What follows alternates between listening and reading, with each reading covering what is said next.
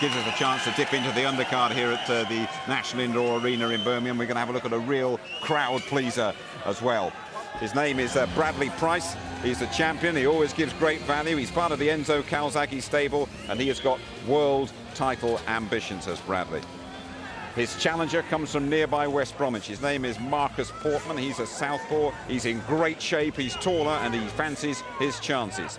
Pryce is defending his Commonwealth light middleweight crown, and it's over the championship distance, 12 rounds.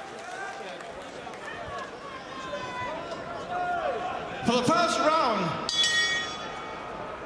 Bradley Pryce from the Enzo Calzaghe gym in South Wales.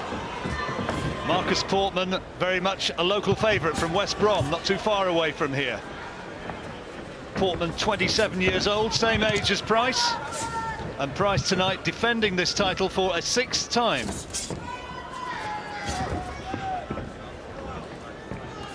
Been a pro since 1999, Pryce, and was a very highly touted prospect before losing his undefeated record. I remember back in 2002 at Cardiff Castle against Ted Bammy, and his career went a little bit off the rails after that by his own admission. He wasn't as disciplined as he might have been, but he's grown in confidence and certainty of his ability as a fighter since winning this Commonwealth title, moving up to light middleweight, beating Ozzy Duran on points back in March 2006, and since then fighting like a champion and saying that he would like to emulate his gym mates Enzo Macronelli, Gavin Rees, and of course Joe Calzaghe by moving on to have a world title shot of his own. And rightly so, deservedly so. As you've already said, Pryce, a much improved fighter, champion in his own right, Commonwealth champion, and tonight defended his championship again for the 6th time. Portman is a southpaw, and I just wonder whether that's going to give Pryce problems, although, having said that, the fact that he's in the same gym as one of the world's best southpaws, perhaps the world's best southpaw in Joe Calzaghe, he should know all about it. Probably not, yeah. Probably not. He would have done probably hundreds of rounds with Calzaghe and know how to deal with the right-handed southpaw style. Portman a pro since 2000. Fought Gary Walcombe for the British title in Wigan last December. Retired in that one after 8 rounds. He's fought at good standard, but his losses against Willie Limond, Matthew Hatton, Thomas McDonough suggest that when he does move up in class, he's found maybe just a little bit wanting. Perhaps this evening is going to be the difference. Well, you know, in Pryce, he's going to be given all the problems he could want, because, as you said before, Pryce's confidence is right where it should be right now, and he's just stalking. And at the trademark overhand right for the southpaw, that's the punch that Pryce is looking to adopt in this round. Pryce, we know, can be an exciting fighter. He was in that thriller, he lost to Michael Jennings, but he did come back, and he's performed so well in the last 2 or 3 years, including a very impressive victory over Anthony Small last summer.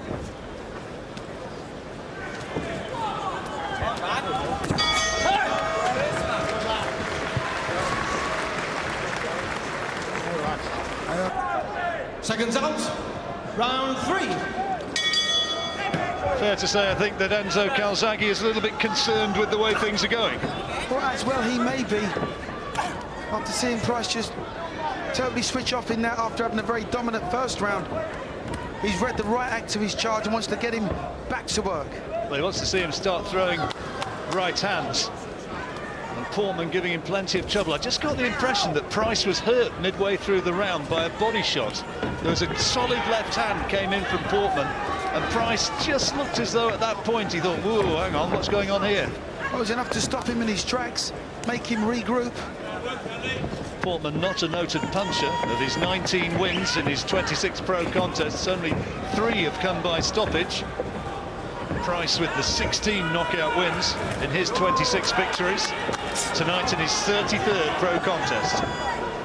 I think the longer the fight goes, you know, obviously Portman's stamina will come into question, because we know Pryce can do the distance at pace, come on strong in the later rounds. But Portman at this point His tactics are absolutely spot on. He's giving Pryce all the problems he needs, isn't he? Just snaking out that reach, that right hand rather. He does have a reach advantage. Oh, that's a good shot. Good right hand. Looked as though he almost momentarily touched down, shook his head to the referee to say no, it was a slip, but it was a solid right hand from Pryce. Best punch that he's landed so far. Well, Pryce has needed that. That'll give him the confidence that he needs. You know, Enzo told him, walk this man down. He's not a big puncher. Walk him down. Almost walk through his punches if need be to land your own.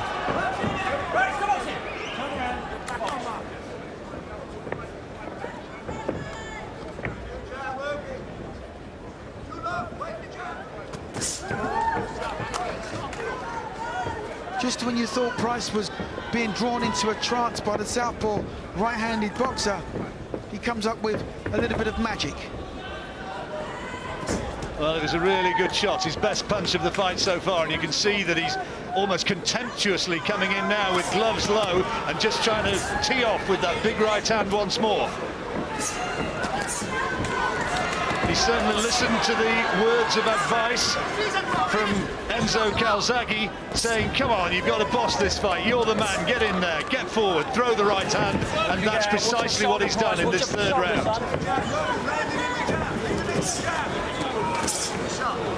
Good left hand inside, thudding into the rib cage. Pryce grinding confidence by the second. I think Portman has a cut on his left eye, right eye, sorry. Yeah, it looks as though it's the right eye which is damaged. Suspect it's a punch which has done that. There's bruising there as well, and that's a big round for Pryce.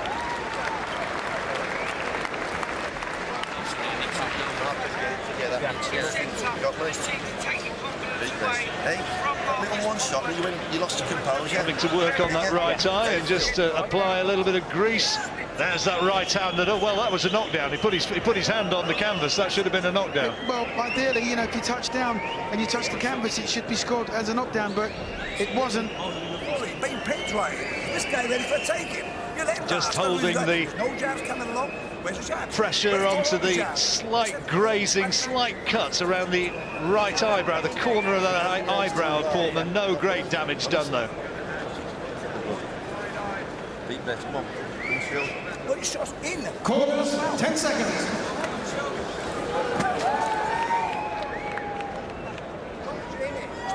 Seconds out. Round 4.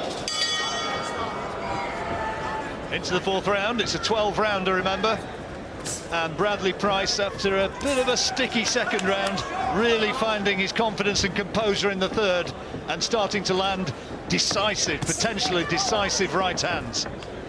Of course, the accepted way to cope with the southpaw.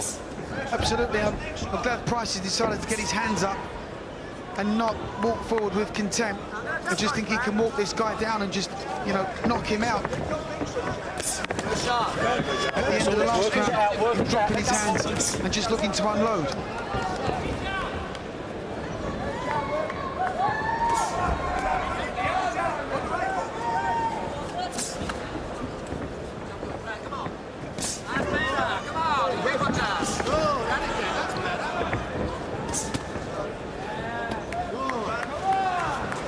Getting in with that right-hand lead that time, but no great authority in the jab, and Pryce able to just absorb it and close down the range and try and find his own big shots. He's gone a bit head punching happy. He's got aiming everything in the direction of Portman's head at the moment. Absolutely not landing too cleanly, Pryce. Missing with quite a lot. He's smiling every time he gets through with one of those headshots, though. Pryce is fancying the job very much more than earlier on. He knows he can get to him, he knows he can hurt him. Had him staggered in the third round, now looking to put his foot on the accelerator and really apply more and more pressure on Marcus Portman. Well, you know, if Pryce is to stamp his claim to a world championship, or to at least challenge for a championship, he'll need an emphatic victory. Well, I think he's starting to bust him up a bit here.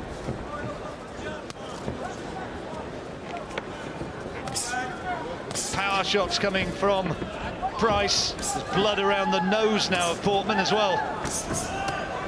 And he's taking a lot. Yeah, there's a lot more. He's starting to breathe a little bit heavily as well. Yeah, there's a lot more desperation to Portman's work. Doesn't look as fresh as what he did, obviously, when he started in the fight. And in this round, I think it's been all Pryce, just bullying tactics. He's bullied Portman out of this round. Pryce marking up just a little bit around his left eye. There's a reddening, maybe a smear of blood around the corner of his left eye. That's where that right-hand lead of Portman has managed to find the target. Pryce trying to walk his man down, though, and land the power shots. Maybe I was wrong about that suggestion that there was a nick on the face of Pryce. Looking closely on, he's on this side of the ring. Looks as though all the damage is in the face of Portman.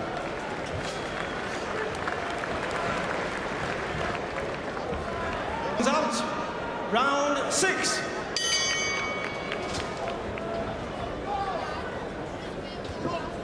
He gave Marcus Portman the second round, Duke. Not too much apart from that, I don't think.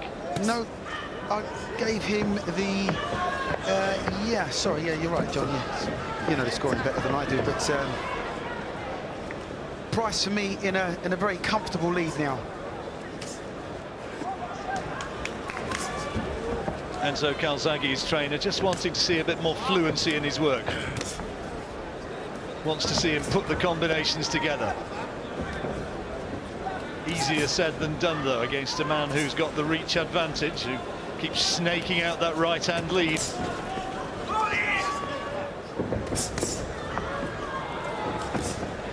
Well, he's physically stronger than Portman, and I believe technically more equipped. A little bit more imagination probably is required from Pryce's standpoint. Stamina is going to be important as well. Who lasts the better, the longer the fight goes. Pryce, as we know, knows all about seeing it through to the final stages. He's gone 12 rounds on 7 occasions. Oh, good right hand. There you go. Left hand, right hand. That's the one he's been looking for. 5. Portman falling a little heavily. Bounced back up very quickly. Maybe a little bit too quickly. Marcus McDonald, the referee, giving the count, and now Pryce will sense that the end is nigh. He'll try and look for the finish right here and now, trying to close his man down, trying to find another big shot which could end this fight. Portman bravely trying to fight his way out of this, blood flying in the corner, and it's all over. The referee, Marcus McDonald, has said that is enough, and that's a good stoppage. Pryce was right in control of that, found the power shot to put his man down. It was the right hand that did it, showed him the left, big right hand, down he went, and the fight was all over. Just had a bit too much for him. Yeah, there was a golfing class, I believe, tonight, and what you see with Pryce is that, as we said before, he's a good finisher. Certainly at this level, he's a good finisher. Once he had his man hurt, he picked his punches quite well.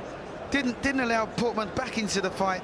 You know, a few headshots, well, more headshots obviously than body shots, but did enough to put, that was what was required. That was the end of the fight, but that was the punch that really did it. That's the right hand that put him down. Showed him the left, detonated the right, and from then on, it was just a matter of time. Big right hand, down he went, and just a matter of seconds after that, the referee, Marcus McDonald, had seen enough and said, OK, that's the end of it. Here it is again from another angle. This is the attack which prompted the referee to say no more, and that Bradley Pryce was still Commonwealth light middleweight champion. He's unloading there almost at will and nothing coming back, and the referee rightly saying, yep, that is enough. Confirmation of the result then, and Bradley Pryce still the champion. Ladies and gentlemen, at 1 minute 50 seconds of round 6, your referee, Mr. Marcus McDonald, has stopped the contest. He deemed that Marcus Portman was in no position to continue. The winner, and still the Commonwealth light middleweight champion from Newbridge, Bradley Pryce.